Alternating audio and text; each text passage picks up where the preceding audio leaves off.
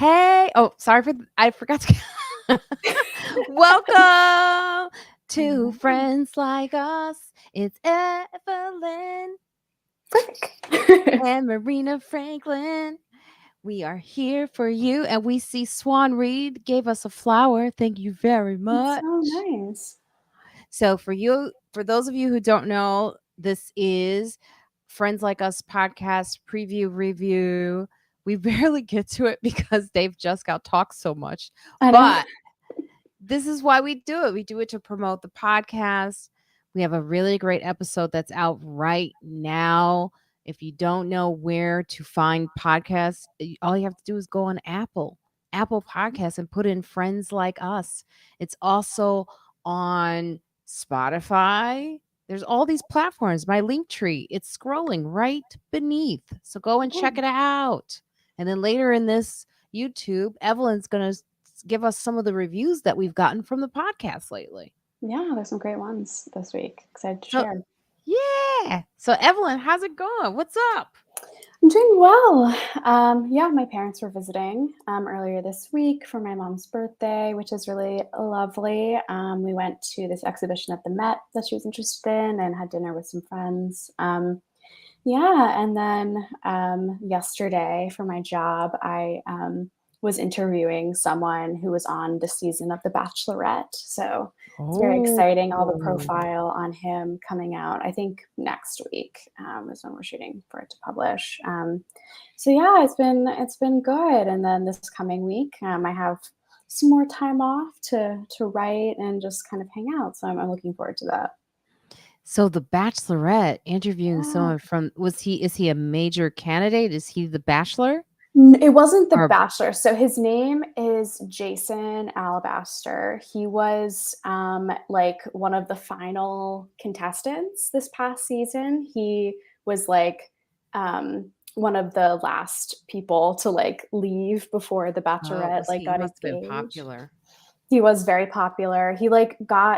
He was like known on the show because he like on one of his like one-on-one dates with the Bachelorette, he talked about how much he loves therapy and like inner Oh, child work, which isn't that's really talked about on like network TV all that often. So yeah, he's great. He's also Jewish, so we just like chatted about okay. his like background and what it was like being on the show. So yeah, it was very exciting. So if there are any Bachelorette fans, that interview will be coming out next week. But yeah, it was fun. I didn't think The Bachelorette is so interesting because they like the producers have to approve like interviews that happen with contestants, and like you're not allowed to like they don't do any interviews while the show is actually running. They like say that like you have to wait until it's all done. So I didn't Interesting. even know if like my request would be approved. Oh, you had to request it? Yeah, I had to go through. Yeah, I had to email them to request, and then also very coincidentally, like I just happened to write when I found out that he was Jewish, Jason. I just wrote up a quick article about it, and he actually saw it and he DM'd me, and I was like, Oh, nice. "Thanks so much for this article. I really liked it." And he was like, "Yeah, like I'd love to like do an interview with you when the show's over. I can also like email the producers." So it definitely helped that he also requested to do the interview. That's awesome. Yeah, it was really cool. He's great. He's really lovely. I think I don't know. It's interesting. I don't really watch The Bachelorette, but I've heard that there can be some very interesting characters, and perhaps some people go on the show not to find love, but to get famous. And Of course. he was definitely one of the nice the nice guys who was actually looking for love. So yeah, though it was really fun. It was a really nice interview. That is really cool because that says a lot about a person who also pays attention to people who pay attention to them, that Yeah, totally. writes something about them that doesn't always happen, it's No, yeah, for well-rounded. sure. Yeah, definitely. I don't think I've ever had someone that like I've written an article about, like actually who like is I mean, he's not like famous, but he was, in the public eye for the Yeah. last like few months because of the show. Actually, It like didn't go to his head. no, it didn't. He seems to be very level-headed. And yeah, like I've never had someone reach out to me about an article that I Don't wrote let it about go him. to your head. No, no, no. Don't let it, don't let it, don't let it go to your head. No, no, no. See, that's the I love I love that's the the musical element the show has taken recently. I love it. thank you, Evelyn. But that is true. Like that, a lot of people get into those reality shows and they're looking for some type of fame. They act crazy on these shows Yeah. just for it's this need for I guess to be on TV is so Yeah. interesting. Everyone needs to be like seen Yeah. and heard, and they want their lives to be recognized, I guess. That's Right. what TV Totally. does. I mean, it's like it kind of makes you it's fascinating how much people want to be on TV just to be on TV. Yeah. Totally. I when I was in theater school, I had a drama teacher who used to say, if that's what you want, it's not here. If that's what Mm, you're going for, that's then go somewhere else. This is not what this is about. This is about the work. yeah. So reality shows kind of knock that out the box. I know. Yeah. And I wonder why to like they just sound so stressful. Like Jason was telling me like they on The Bachelorette, like you get to this like it starts out in this like mansion in LA where all like these guys are like living together and then like going on dates together with the Bachelorette. And he was like, yeah, like we started filming and maybe like 8 at night and then filmed the first episode throughout the entire, like stayed up all night, didn't finish filming until like 6 a.m. or something crazy. So it's like really stressful. It sounds like, I don't Jeez. know, a lot to go through just to be on TV and not even necessarily that long. Like a lot of the guys that go on The Bachelorette or a lot of the women who go on The Bachelor, like they don't like make it that far. I've did the look, I can't talk. I did Last Comic Standing, and that Oh, was the sure. reality TV show. And I tell you, I my body did not respond well to it. Like even I'm when I sure. auditioned for it, I remember my manager at the time making me go through the process. And I was like, I really don't want to do this. I felt Yeah. nauseous the whole time. It was like a Oh, lot of waiting, a lot of paperwork to fill out, a lot of what you can and cannot do, right. a lot of like shoot filming, but you don't know why they're filming. Right. And I remember though that if I hadn't done it, true Yeah. story, I would not have been in the mainstream clubs the way I was. Interesting. Had I done my instincts of not doing it, right? Right. I would not have passed at the comic strip, which I was trying to pass that club Mm, forever. I remember trying to pass that club so many times, and then I finally passed. And then Lucian, who was the booker at the time, was like, "Oh, I love you. I love you." Everyone, that's how he used to talk. He goes, we need a girl like you on the stage. You're black. You're female." And he would come to the the the shows for mm, Last Comic Standing, and I remember seeing him in the audience. She's hot right now, Marina Franklin. And but if I, it's amazing because I think about that time and I go, how many times have I said no right. and prevented myself years of work Mm, just yeah. because based on my instincts, which at that point I always liked my instincts, but that one was wrong. I mean, I Right. hated the whole experience. I That never changed, but Right. the opportunity propelled me forward to more opportunities.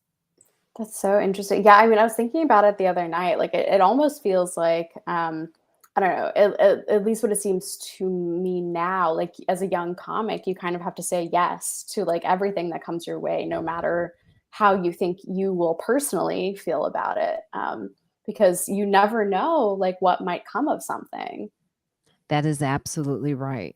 And I do see a lot of people in your generation and younger saying no to a lot of stuff because, and I get it because they're Yeah. coming out of this pandemic. A lot of people are in their feelings about so much. I mean, Right.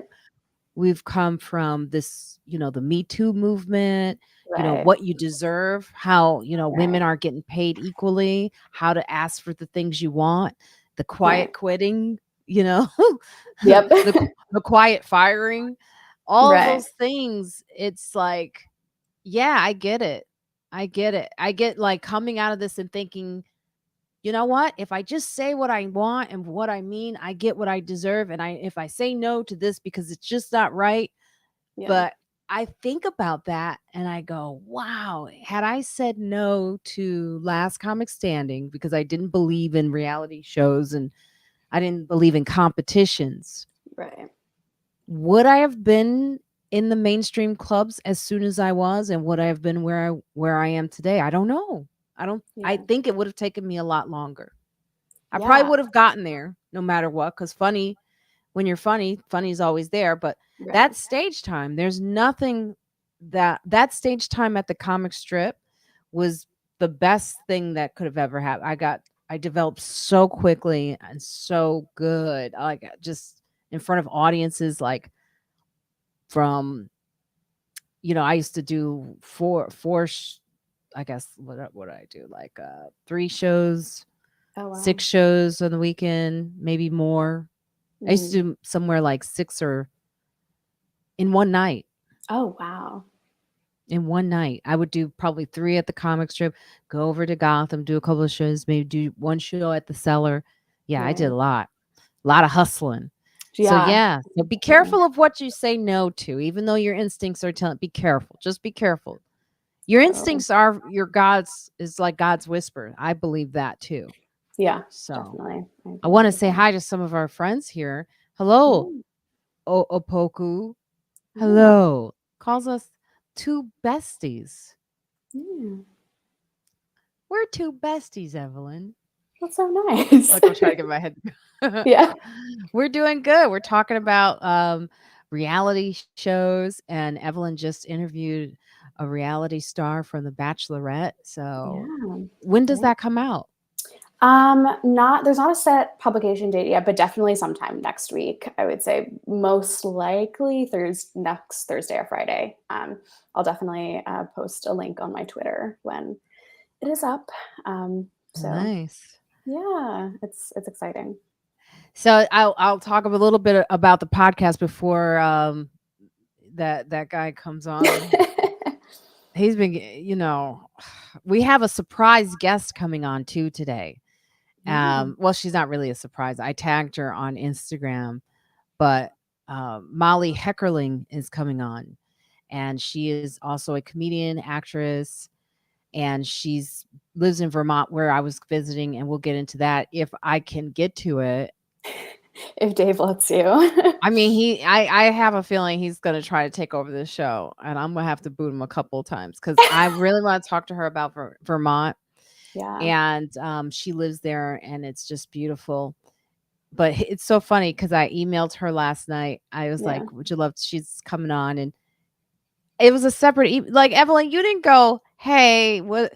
He's Yeah. like, "What happened? Where's the email? I don't see it. Did you contact her?" I'm like, "Yeah, I. This is her first He's time so on the show." stressed all He's the so time. stressed.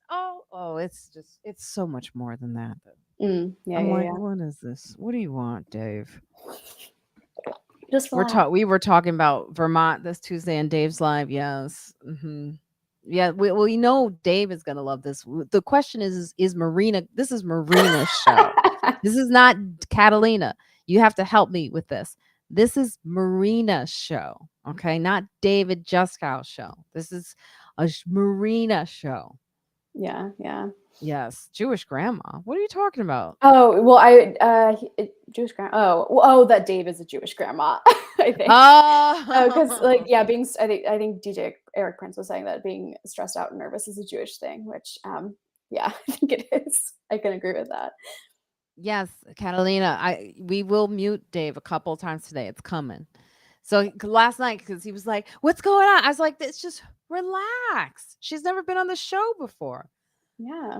But before we get to that, I want to stress that this episode that's out right now is such a great episode because we're talking about Muslim inclusion in media, and specifically with the 2 shows, Rami and Mhm. Mo. Are you watching either one of those shows?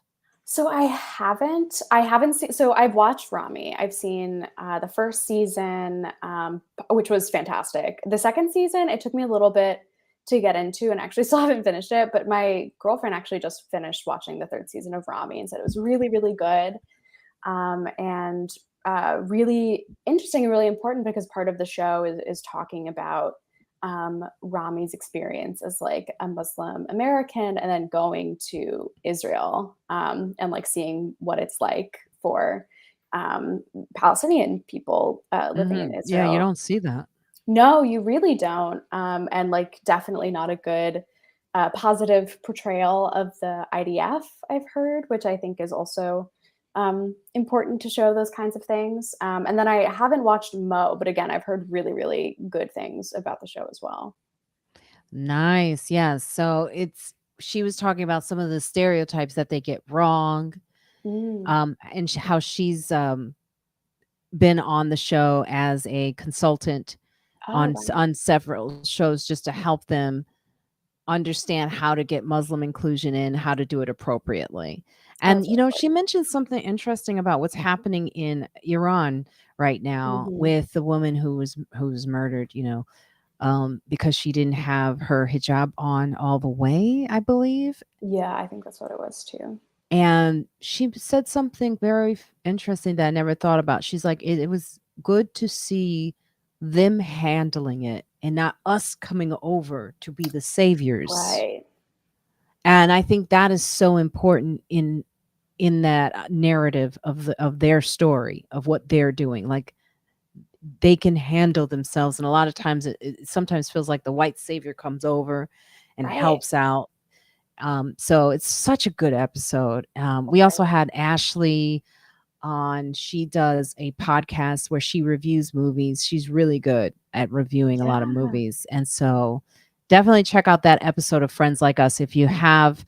It's so easy to do. You just go on Apple Podcasts, and you could go on Spotify. You could go to the Linktree. I'll put it in as we're adding this friend of ours who's waiting in the green room patiently. I don't know if patiently is a word that exists in his vocabulary, but Probably not. He's probably aware that it's a word that exists. but he is so ready. Oh God, I'm annoyed. I could feel his bated breath. But I put the link tree in the chat so you all can get it, and that has several platforms for you to listen to the podcast Friends Like Us and catch up with all of it, because it's we've had some great guests. We have a guest coming on, actually. She's one of the few black women that I know who is she does wild animal TV. Like, Oh, wow. I've never seen that. No, it's only white dudes that I've White dudes seen do going that. into nature. Yep. That's so interesting. Yeah, so we're gonna have her on. So you wanna click that link that's in the chat there and subscribe to the podcast. Okay. Now adding to this, I never gave us an applause. Wait, hold on. Let's give us Yeah, an wait. applause. That's for us. Oh, it's so good. It feels so good. And now the man, look.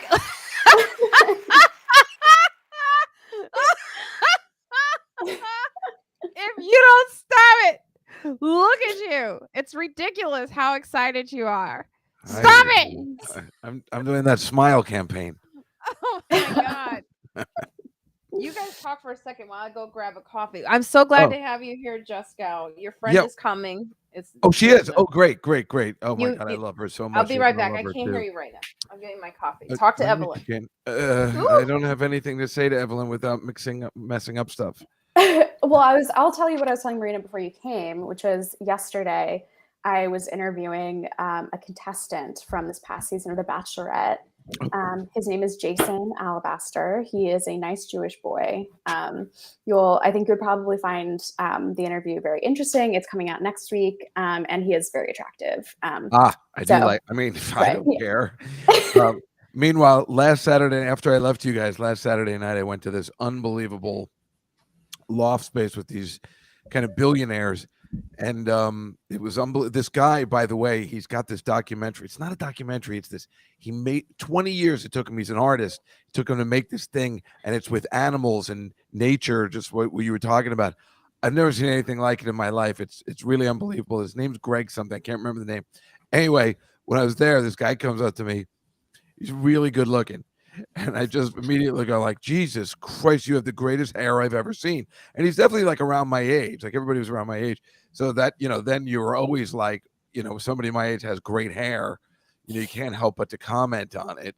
So I go, so he goes, we're talking about something. He goes, oh, my dad used to be a race car driver or something like that. And I go, oh, that's so funny. That's very much like my dad, who used to sell bras and girdles. And then I said, we used to get a copy every day of Women's Wear Daily, which is a magazine. I don't know if you know about it. I've heard of it, yeah. You do. And he goes, oh, I own that magazine. And I'm like, you do? And he goes, well, that and Deadline and Variety, Hollywood, Rolling Stone, that kind of stuff. I'm like, come on. Nobody could be that good looking and own all that stuff. But he did. I looked it up. It was unbelievable. Shut up, Catalina. I know you like that Dracula hairstyle. Yeah, you do look like Dracula. When she said that, I was like, nailed it. That Gary Oldman Dracula thing. Yeah. I noticed it when she said it. I realized it too. Are you watching any spooky movies right now? Are you talking to me? Because I'm thinking of watching Halloween Ends. Because I've heard it's really good. I heard it got trashed. It got trashed in one article. Oh, the guy in the Post loved it. He thought it was great. I saw the review on actually Vulture. going to end. Yeah. So I like that. Yeah, someone said it ended with a thud. And I was like, oh, that's too bad.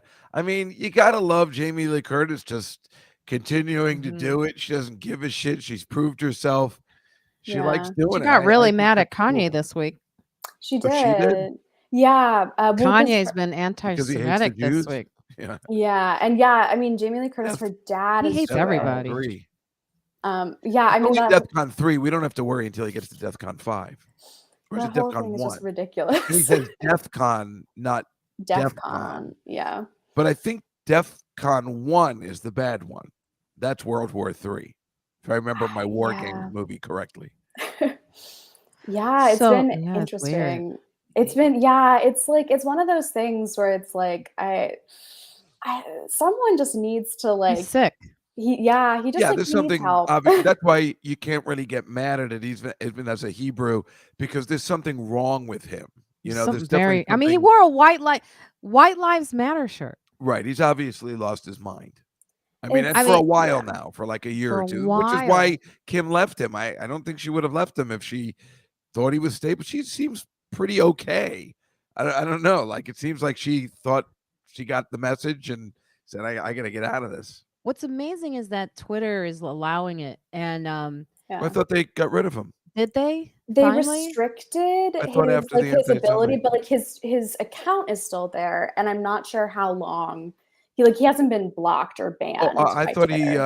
I thought he was kicked off after the DEFCON 3. No, well that tweet was taken down. I saw that, but his account is still there. So I'm not sure how long he's. DJ Eric Prince says restricted for a month. Okay. We see you in the green room. We're gonna let you in a second. We're so happy that you're here. I'm so happy. We're gonna give you a second to freshen up and make sure your camera's all set. I can't wait for you guys to talk about Vermont and shit. I know. That's what Kanye. I just think that the real problem with what is happening with Kanye is the fact that these social media platforms allow it.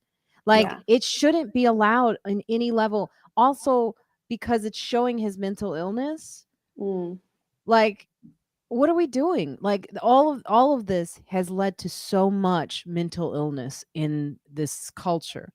So Twitter has and then if Elon Musk, as he is going to, he's forced to buy Twitter.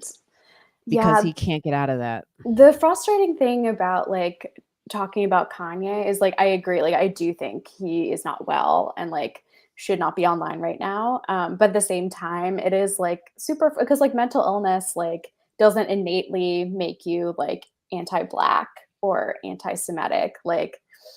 it's frustrating to see how like him wearing a White Lives Matter shirt and also like saying anti-Semitic stuff is like basically giving permission for a lot of other, like for his fans and a lot of like people who are like follow his platform to say the same things. Like he has more followers on Twitter than there are Jews in the entire world. Wow. So yeah, wow, they're really? they're globally, they're like 14 million Jews, I think, around there. And he has more followers than that. Only 14 million. Yeah, before the Holocaust, they're I about think Sarah 16. Silverman has more followers than that. That's unbelievable. Yeah, before the Holocaust, there were 16 million Jews in the world, and now we're back up to 14 million, but still not God, I pre-Holocaust thought it would have been like numbers. a billion or something. No, yeah. So it's frustrating. And I also like, I feel so bad for his children that they will have to, you know, I think they're too young probably to know what's happening, but to hear that their dad was saying, you know, these things is really We talking about North? good. Okay, North, let's add names. let's add our friend to the show. Yeah. Let's stop talking about that lunatic. Yeah. And add Let's talk about someone that is Vermont. as special as Molly. Hi.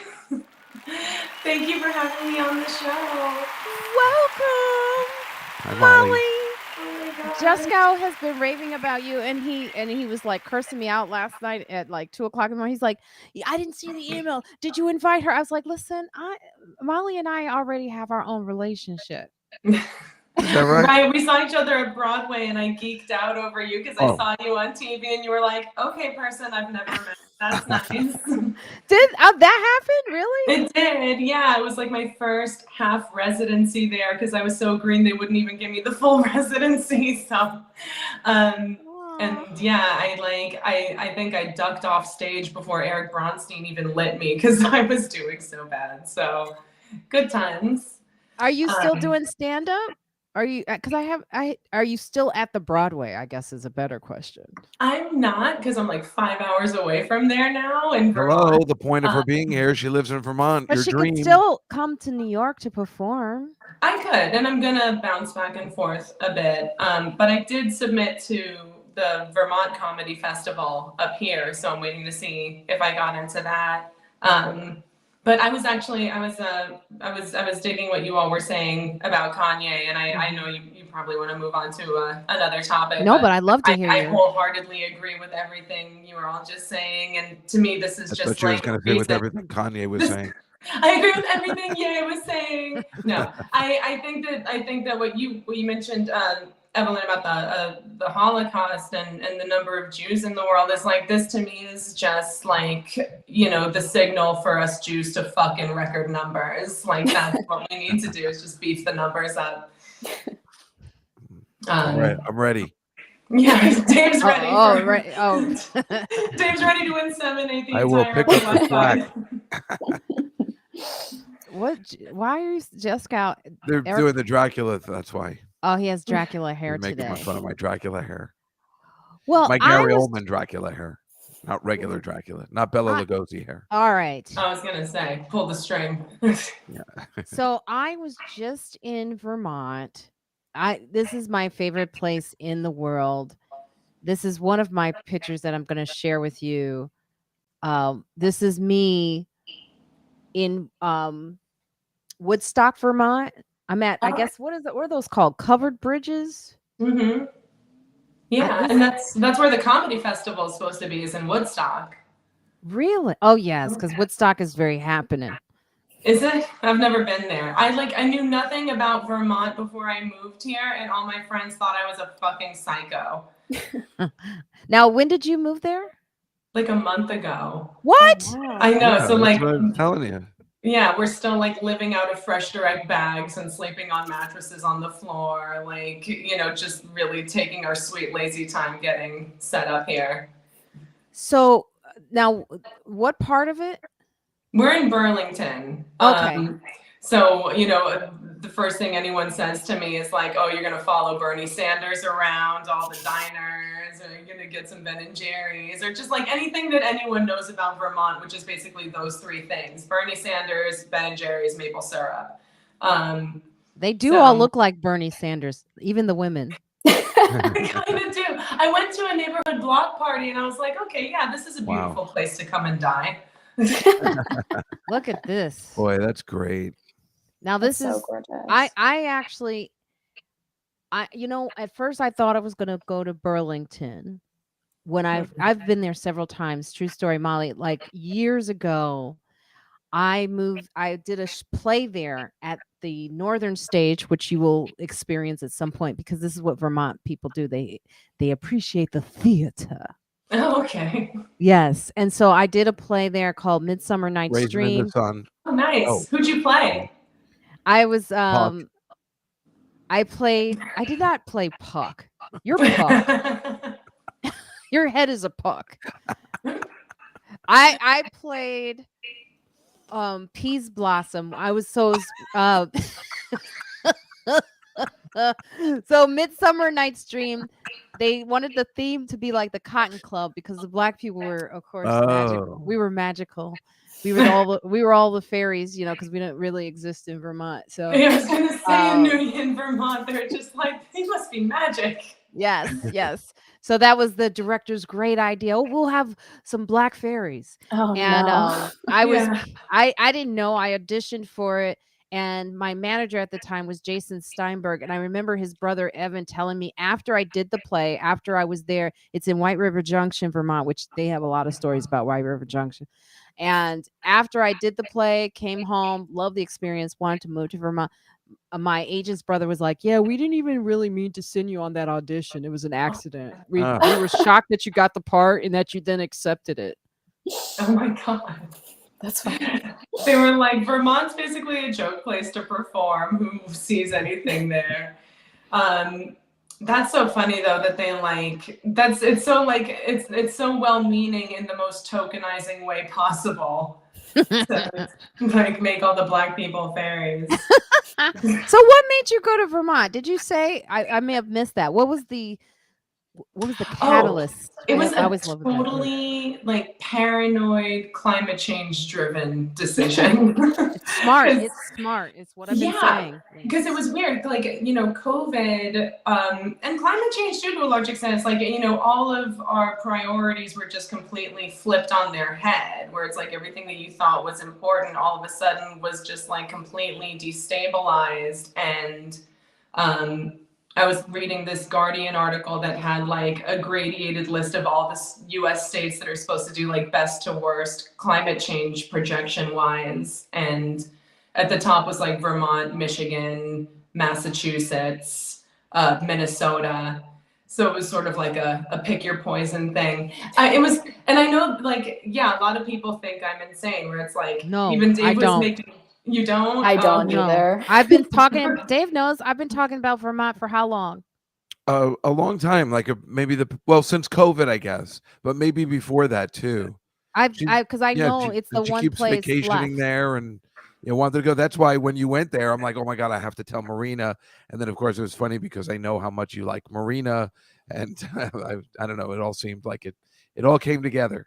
Yeah, it was kismet. The love of Marina and the fear of dying.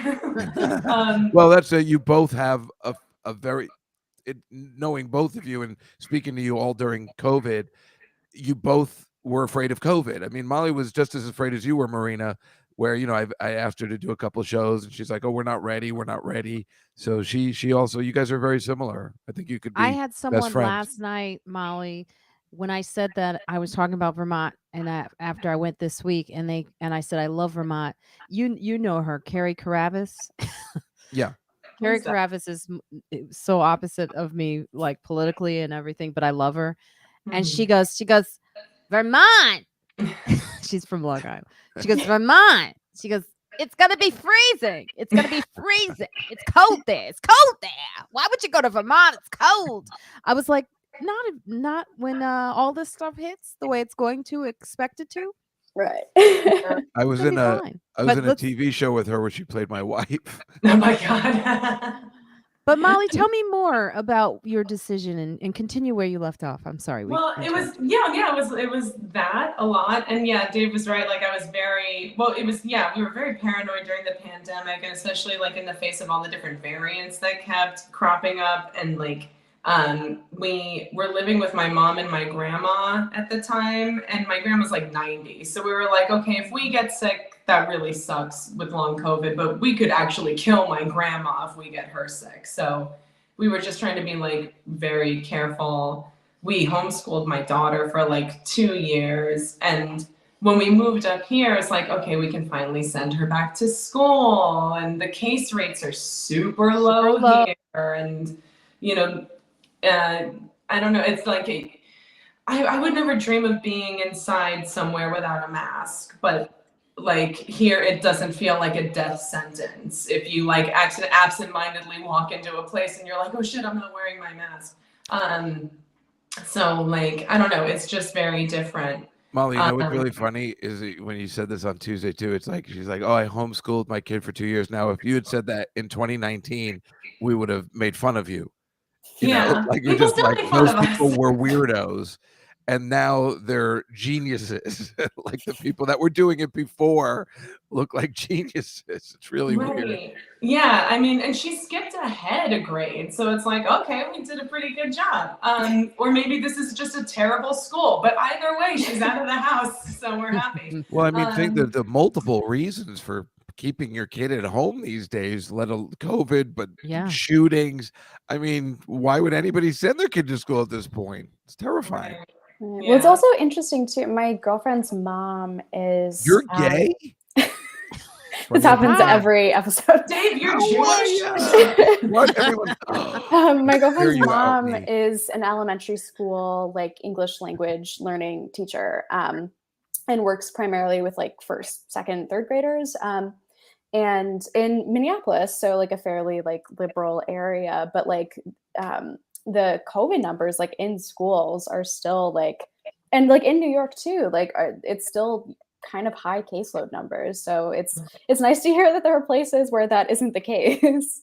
Oh yeah, Vermont's always been like that. Yeah. It's true, yeah, because the population density is super low compared to New York. But like by the same token, it's also like systemic failures kind of put us here. And like we were reading this article where there was she didn't want to disclose where she worked, but it was a faculty member at a school who came down with COVID and was getting all these messages from the principal trying to harass her into coming back to work, even though she was still testing positive. You know, they were like, well, the CDC says that, like, you know, you should only be out for 7 days and then you need to come back and like, we really need you back. And it's like, you shouldn't be pressuring people to return to work with children or return to work in any place with other people if they're still testing positive. It's ridiculous. That's right. Yeah. This is like common sense stuff, but for some reason, like even last night, Carrie, the same person who was like, don't move to Vermont, it's cold. I had my mask on and she was like, come on, take off the mask. Yeah. Why you got sky? I know. And I just go, it's my choice. My choice. I went to see Billy Joel on Sunday with Gary Goldman, and he wore a mask the entire time. Gary Goldman, oh yeah. You know, he had stopped for a while wearing the mask, and then he would kind of look at me. Wore the like, whole time. Maybe I should wear a mask. And that's it was embarrassing for the rest of us. I thought you meant Billy Joel was wearing a mask. Yeah. No. Why was it embarrassing? I'm kidding, but okay. I'm also not kidding. It was a gas mask. It is an interesting thing how people viscerally react to people wearing a mask in spaces where most are not. I don't understand why they get upset. Yeah, because I mean, even before COVID, here and there, you would see people like wearing masks. I can tell you why.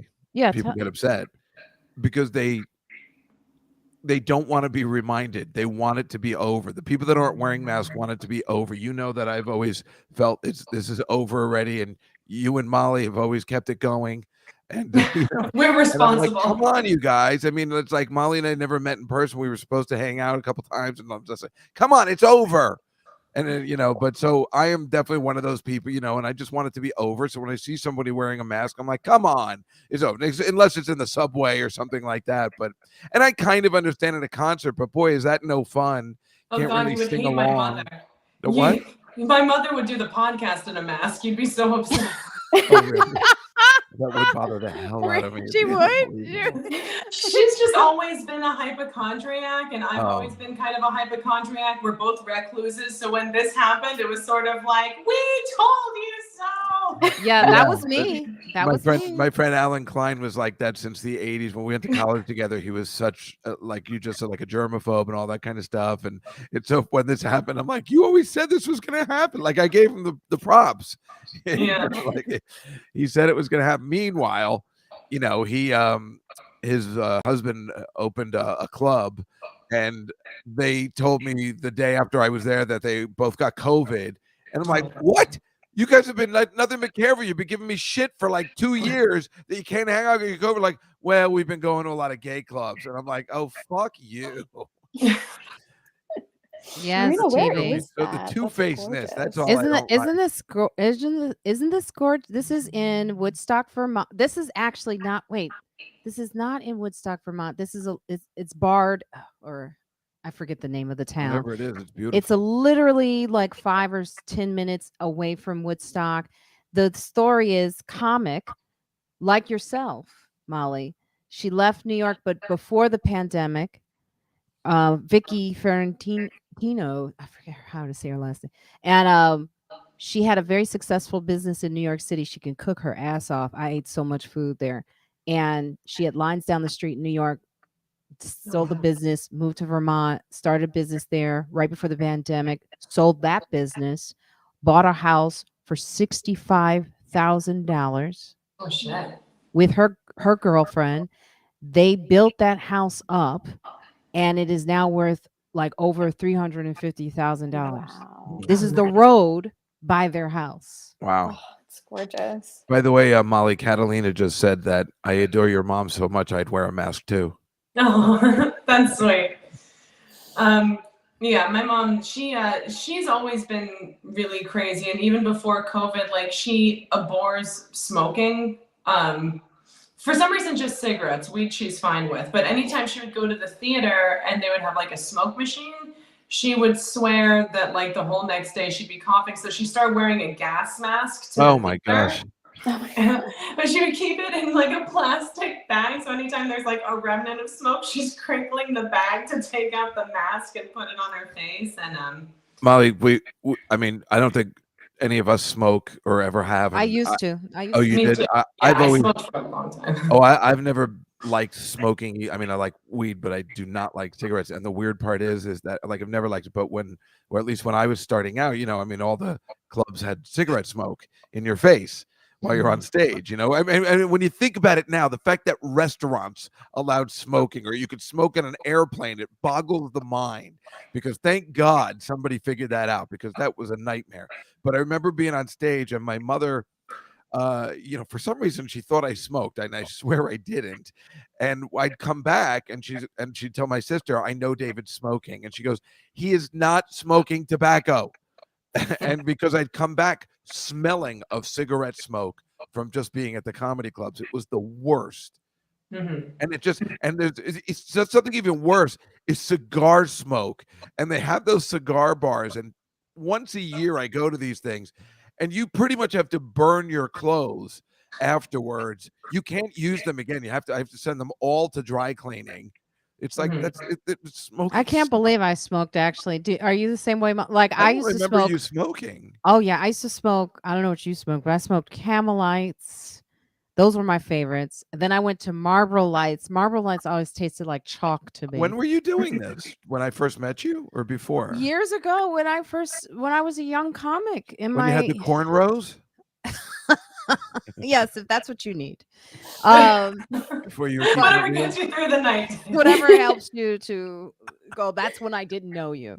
But yeah, Marlboro Lights. I did menthol for a second, but that felt like weird and like oddly, Latina.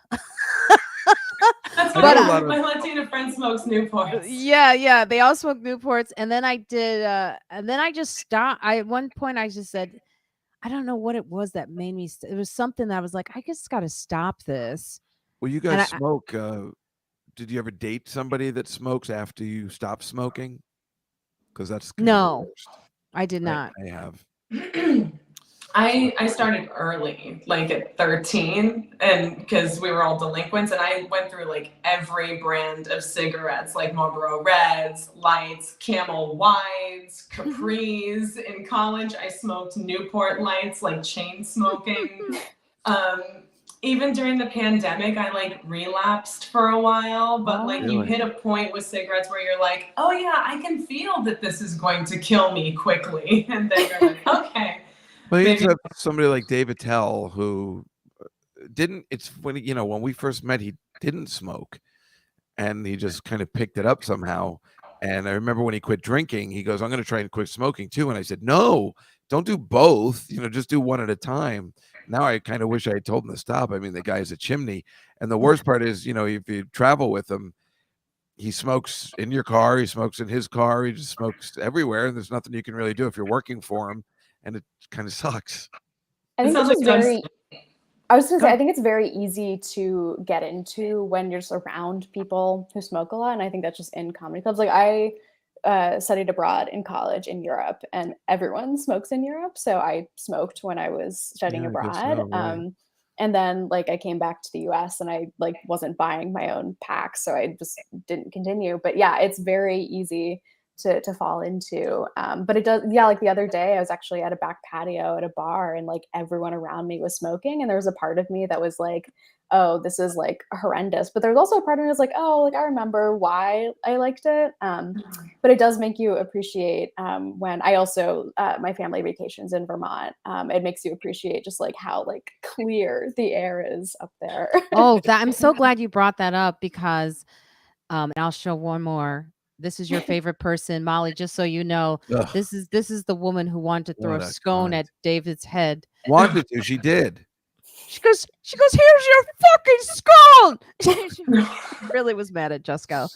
Anyway, this Still house mad. that we stayed at, the one that they built up, I mean, it's beautiful. I can't, the work that they did, I could not do what they did, but they have like 4 cats, a dog, and this is like the outside patio with the screen, which is important in Woodstock, Vermont, where they live, because Oh, look at the little kitty. yeah, that's why I put that there. You didn't How see old that? is that woman behind the window there? You know what?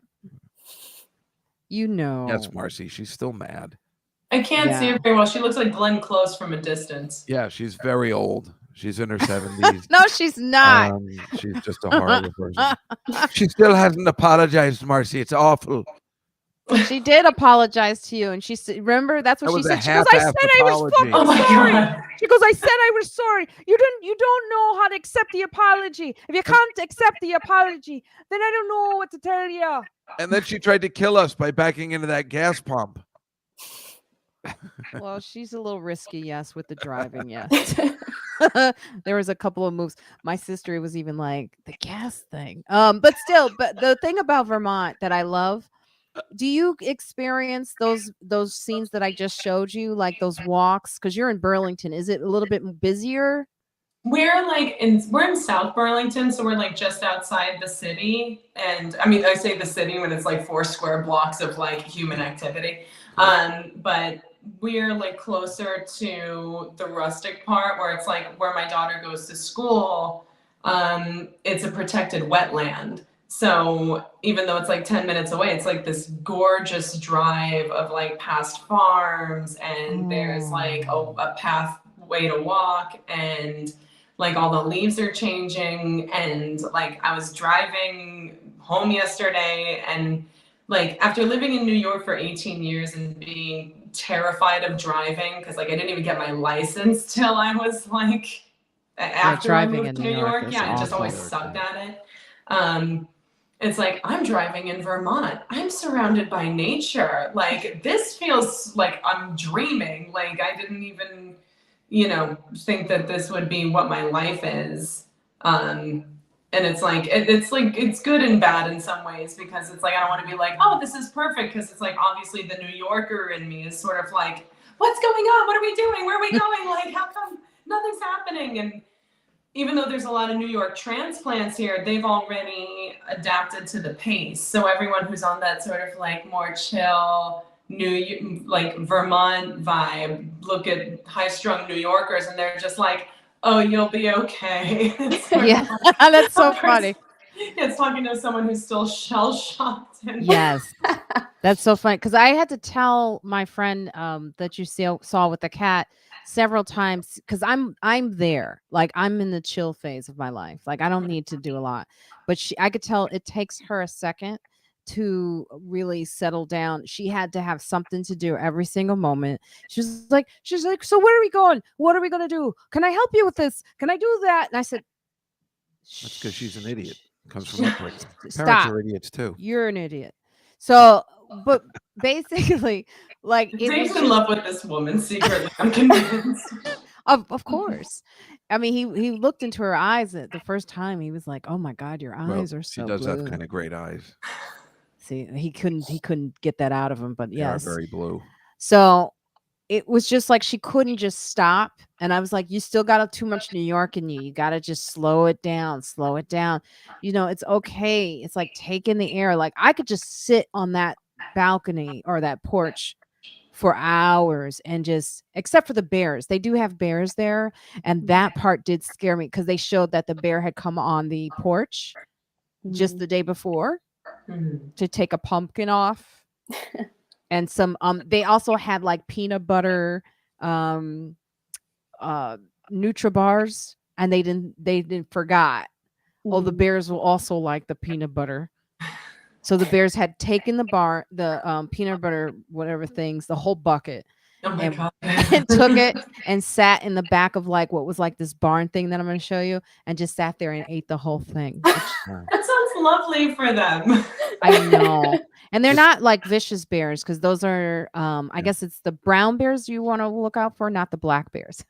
Yeah, black bears are just sort of like timid and, want your food and just sort of root around. They're like, big children, big hairy children, I guess. Yes. And did you see that contest for the fattest bear contest? Because they're I did see that. That was last week, I think. Yeah, last week they had the final four. Right. Yeah, people got really into it. Hibernating, so they caught them when they were thinner, and then they're like, who got the biggest bulk, for the winter. My 600-pound bear. Yeah. It's so cute though. They look cute. Here's another. Polar bears. Why do you keep showing that same picture?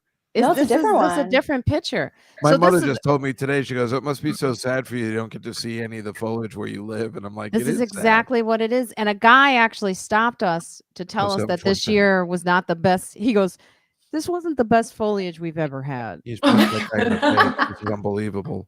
You took this, or that other lady took this? You said the other lady, because I don't stop I experience things. She sure is beautiful. I said, you do what you do with whatever you need to do, because I know you got all this energy in you. You can take all the photos. Can you zoom in some more too? Sure, because really pretty. If I'm taking pictures, I'm not experiencing it.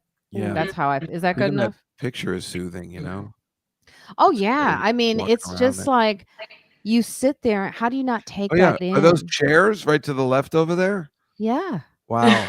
That's Seems like I would sit the hell in that chair. I think about, Molly, you have no idea. I think about when I'm at my job or I was at this other job with no windows, and I used to just dream about sitting in a thing like this and just staring, and just like being in a place like this, outdoors.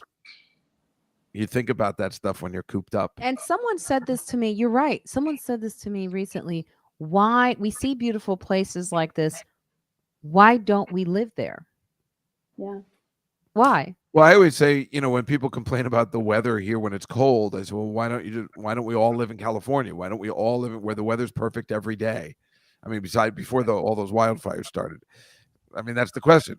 Why don't we move? Why do we live in a town where the winter from January to May is just awful?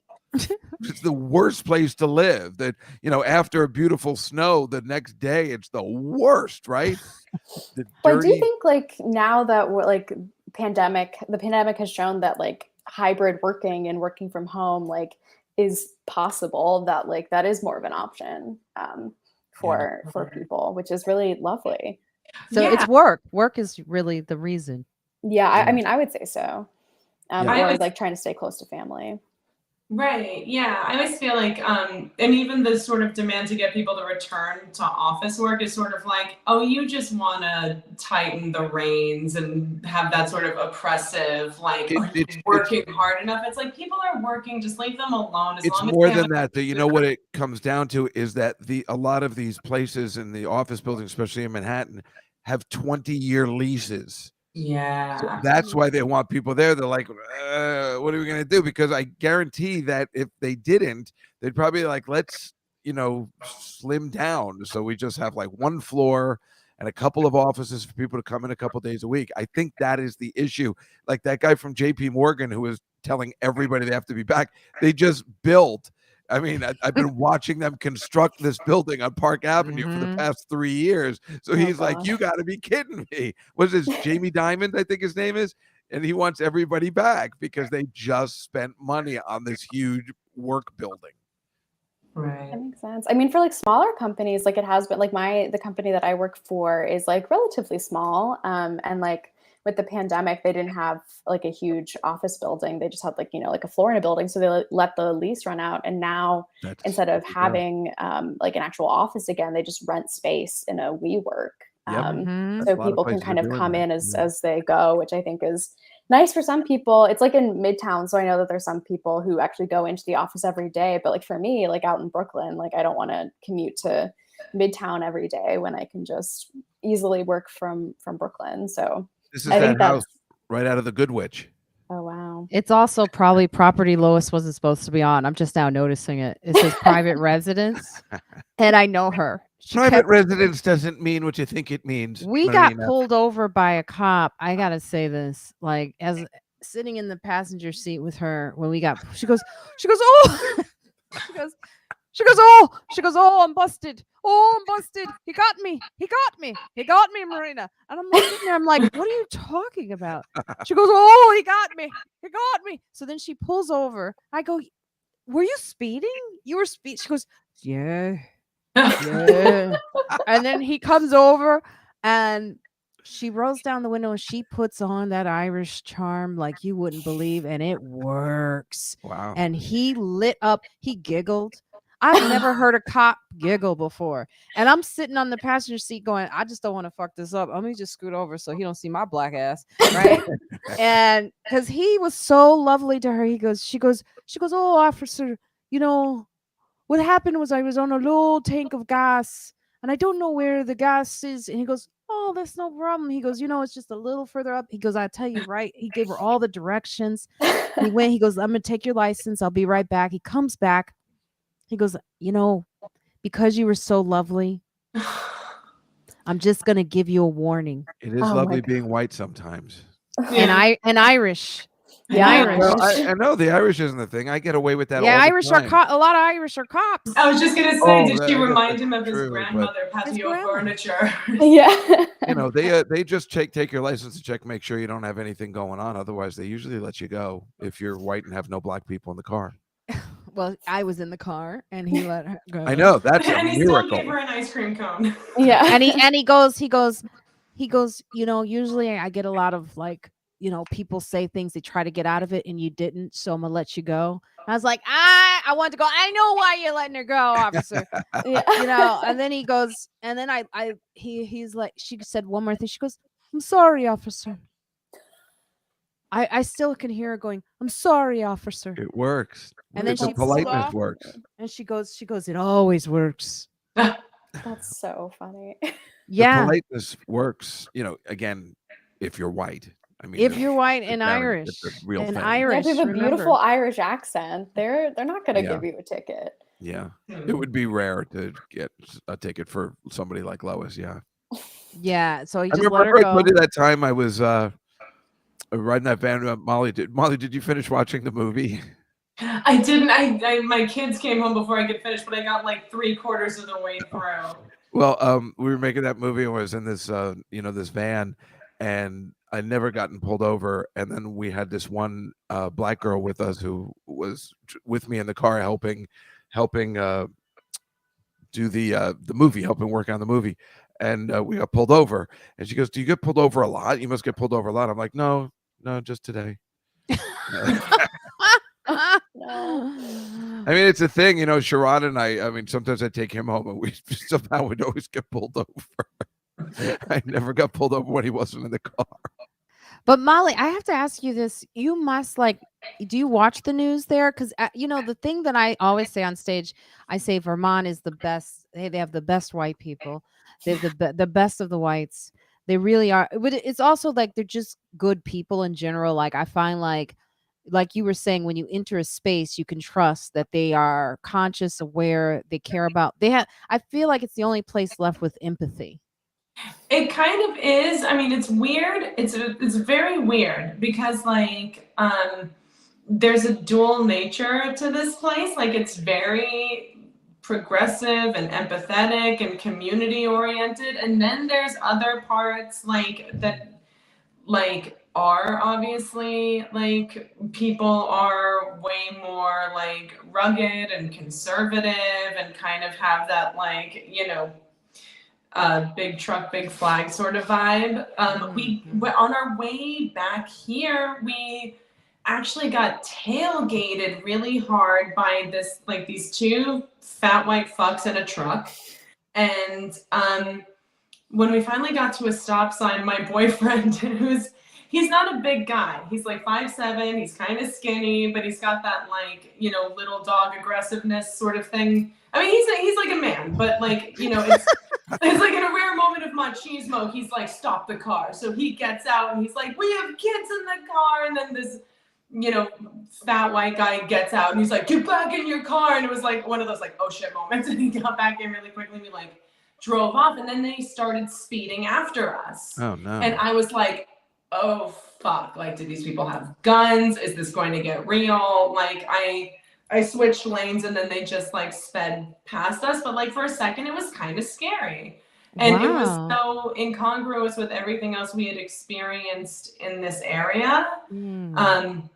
To the point where even when we told other people here, they were like, were they from Vermont? And we were like, yeah, they have Vermont plates. And they were like, ah. Yeah.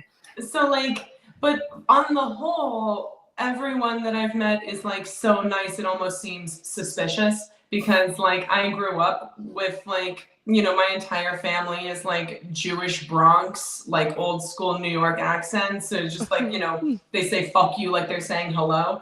And so I come here and I was like, oh, it's a little more diverse than I thought it would be. I thought it was gonna be completely Oscar so white, sort of just white. And it's nice to see okay, there's black kids in my daughter's class. There's some diversity. But are they adopted black kids?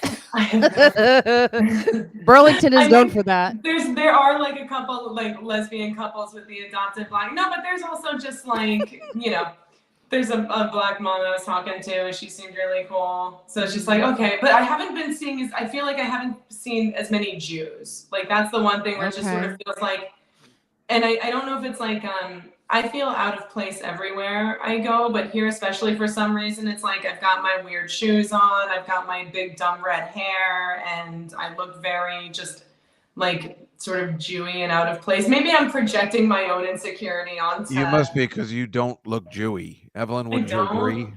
What? I if I saw you on the street, I would probably be oh, she shakes a passing. Really? I never noticed that before. I look Jewy. You guys. I feel I give off Jew vibes, and then when I enter a place where I feel there's no other Jews, same way I sort of feel if I go to my boyfriend's friend's house for Christmas, his family's sort of looking at me why are you here? But again, that could just be me projecting my insecurities onto the world, because I do that. It's also God's protection and instincts, right? You have to know. what your surroundings are all the time. Like I told someone recently, I accidentally did a Civil War reenactment, um, because I didn't know that my professor was a hardcore Confederate reenactor. I didn't pay attention to the colors of the Civil War. Oh, And yeah, so okay. when we went on the road, I was so uncomfortable and I didn't know exactly why. And it was because I felt like very unique in this white space. But then I looked and there was another person who was on this trip with us because he took 3 students and he was Jewish.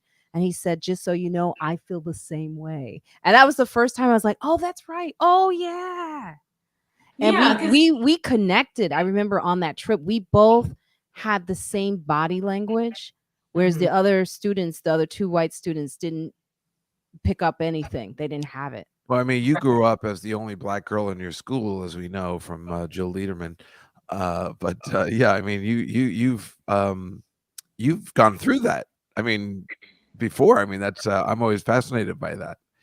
But You you know? also, it's like in spaces like she was saying, where you just know, I mean, a reenactment of the Civil War, people have, I mean, who does that? And then you're going into spaces. This was the Battle of Franklin.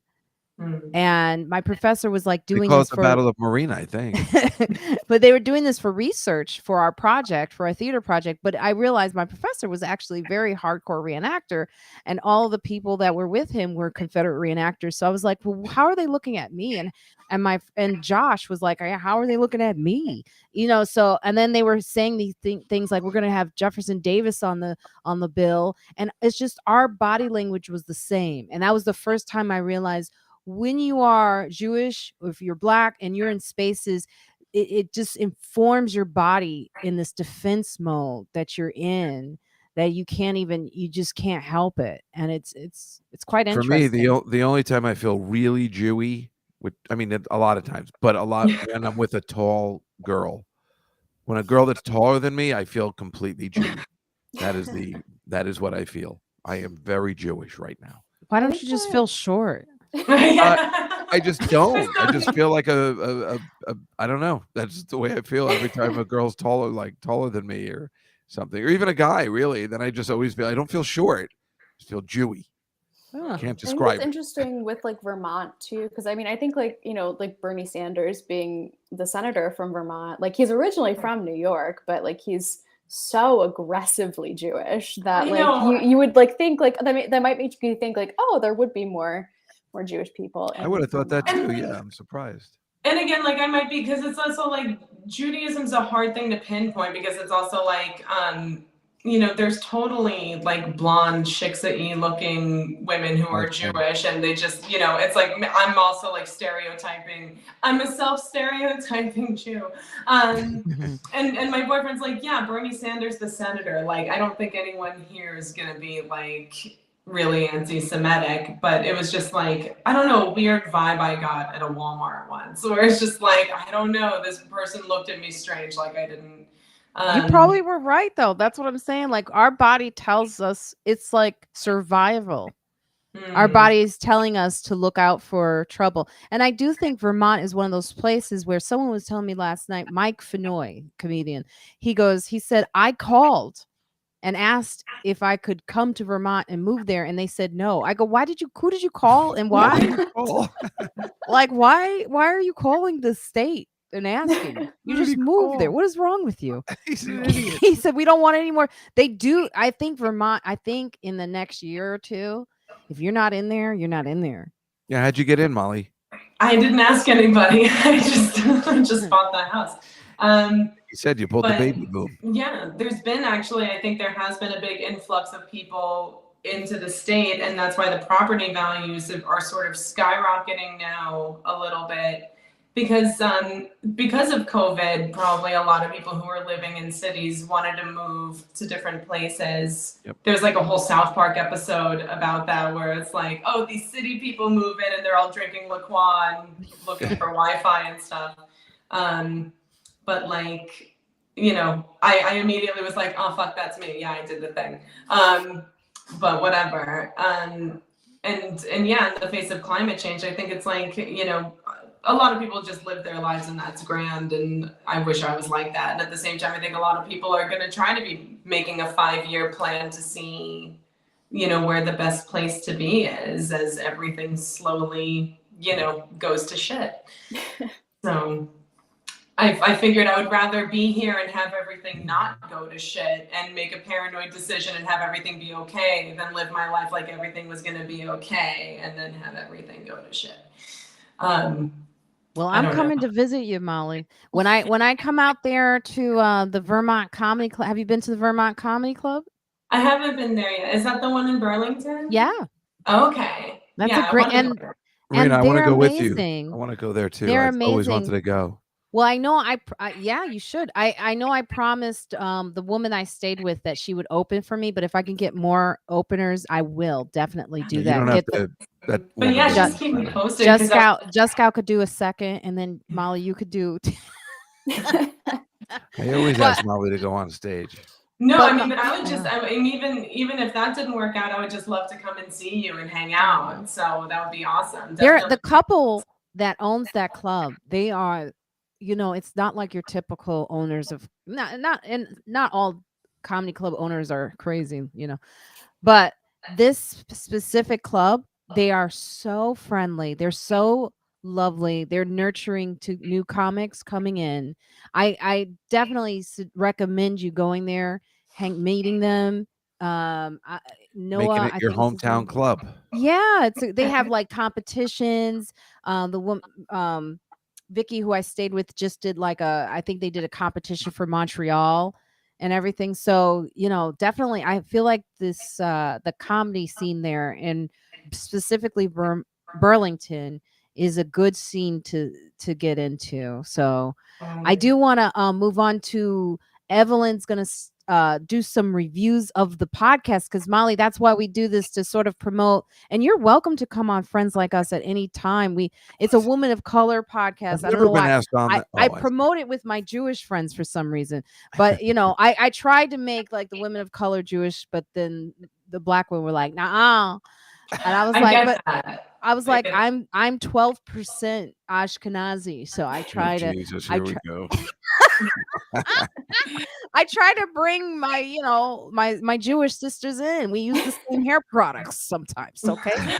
Yeah, I appreciate that, but I also see why, because it's like sometimes Jewish people will try to cop out talking about racism by being like, oh, it's like the same as the Holocaust, and it's like it's not the same. It's there's crossover elements to being marginalized, but it's just not the same. So I totally get that. Why black women be like, why the fuck are you having all these white women on the show? They're like, nah, Marina, nah. But once a month we do have a white on the show. So you're welcome to be our period. Thank okay. you. I'm honored to be your token white. So Evelyn, tell us some of our reviews for the podcast. So we got some great reviews. These are coming from just review on Apple Podcast, which is a reminder, if you listen to the show, you should definitely leave a review on Apple Podcast, because it helps other listeners who might not, initially find the show on their own. It helps them find it. So this first one is coming from a username Section Leader 1, who said, needed now and every day, 5 stars. Great guests, and I love that you are not afraid to be yourself. I also appreciate you providing multiple and diverse perspectives on this podcast. That came from, who then she signed and said, Anastasia, a listener in North Carolina.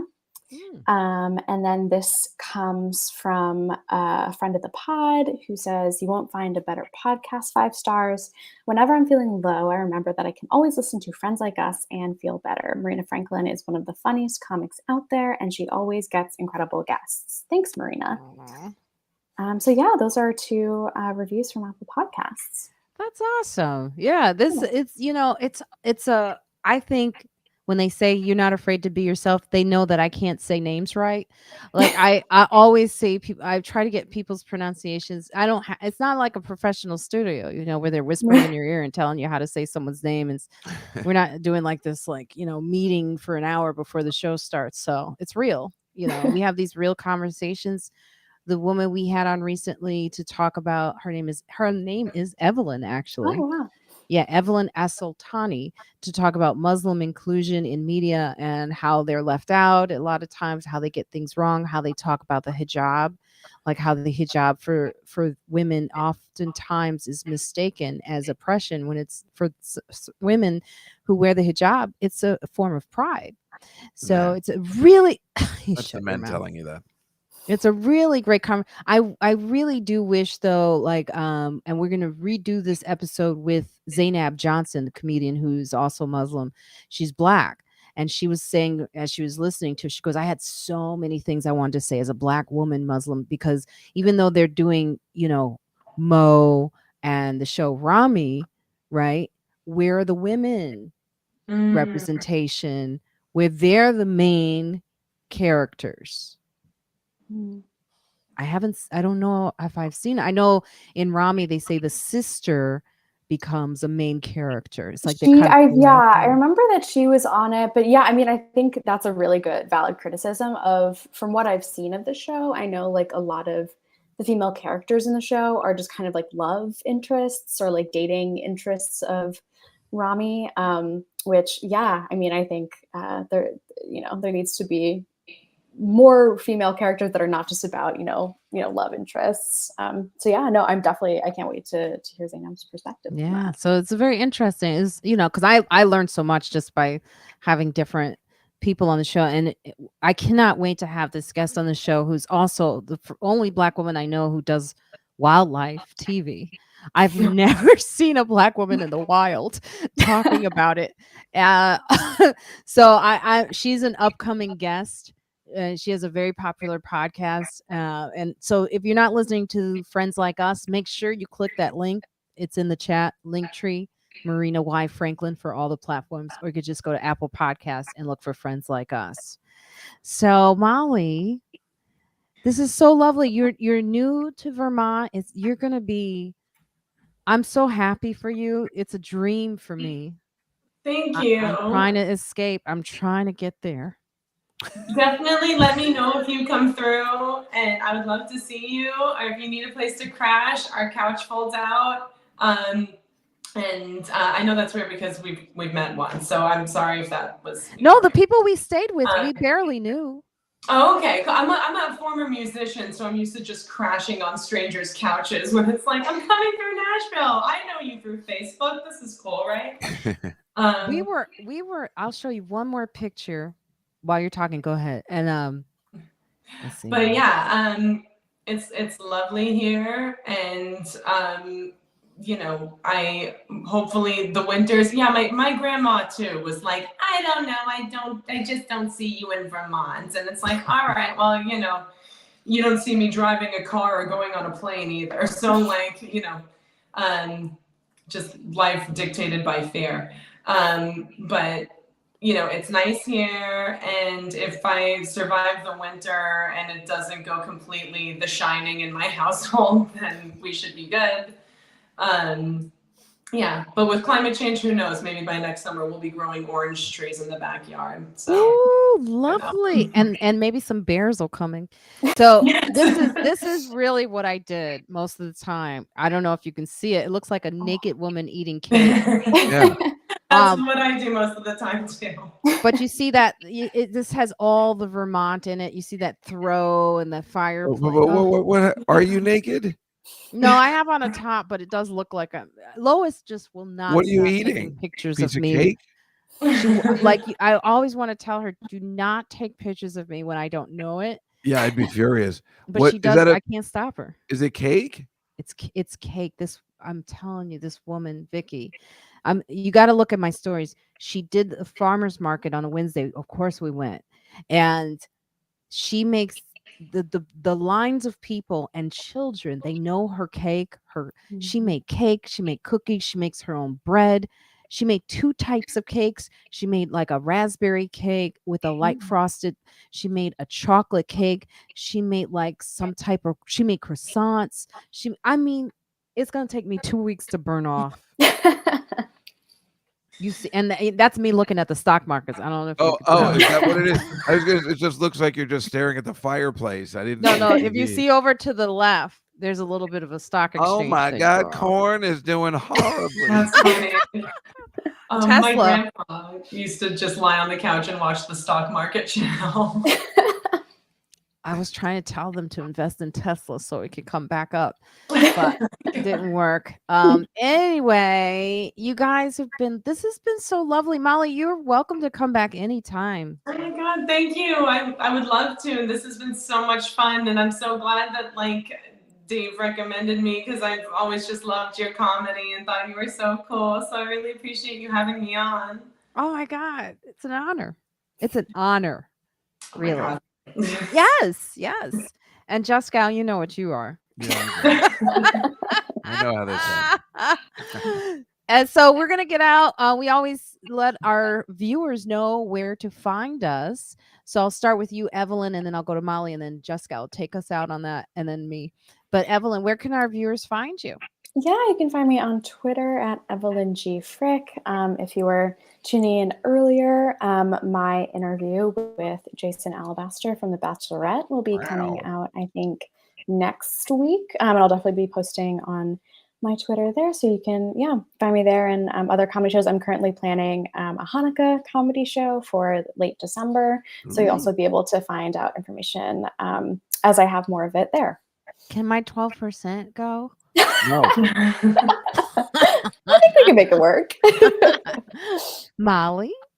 I am on Twitter at Molly Schmolly, and I also have a YouTube channel that's just Molly Heckerling, and on that channel we have stand-up videos. There's some music that I released like a year ago, and there's also a web series called Ratso that I self-produced with puppets that I built. So that's also there and is stupid.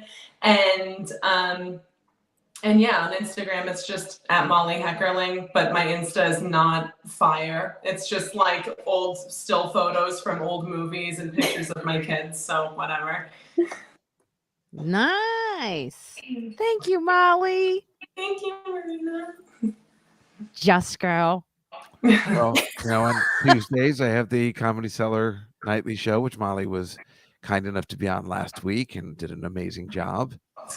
And I think I'm performing with Dino Stamatopoulos in Brooklyn on the 22nd. That's next Saturday. I don't know where it is, but if you know him, you can look him up. We're doing some show together. He's the guy who did Moral Oral, right? That's right. Yeah. Yeah, he's on my show in 2 weeks on the nightly show. We're going to watch the Paul Lynn Halloween special together on the show because it's Halloween time. These cats are eating all my candy drugs. Rotten kids. Oh, I love him. Well, it's been a wonderful time with you all as well. Thank you. Robin, you're going to be at the Comedy Cellar tonight, right? This was the nice session. So yes, I am at the Comedy Cellar tonight. Dave Chappelle was there last night. Speaking of smoking a cigarette on stage, and Dave Chappelle watched my whole set, and then he told Liz, "Tell Marina to come here," and I'm like, "You're right there.